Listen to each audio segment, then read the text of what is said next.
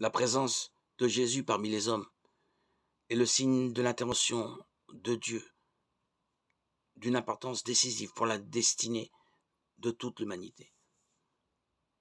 Ces œuvres rappellent l'œuvre merveilleuse accomplie par Dieu dans l'histoire, en particulier ses promesses du temps de la libération de la servitude égyptienne et de la servitude babylonienne.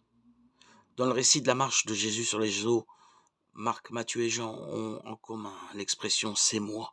Marc 6,50, Matthieu 14,27 et Jean 6,20. Elle a, selon toute vraisemblance, un sens divin, d'autant plus qu'elle est suivie de l'expression « ne craignez pas », qui dans l'Ancien Testament accompagnait souvent la formule de révélation divine « je suis Dieu ». Matthieu et Marc ont une exhortation plus forte encore. Prenez confiance, c'est moi, ne craignez point. Le moi du Christ devient ainsi le sujet de l'histoire divine. Et cette histoire n'est qu'une toute puissante proclamation du Christ par lui-même.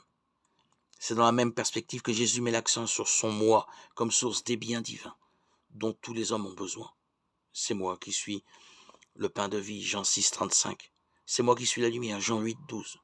C'est moi qui suis la résurrection, Jean 11, 25. C'est moi qui suis la voie, la vérité, la vie, Jean 14, 6.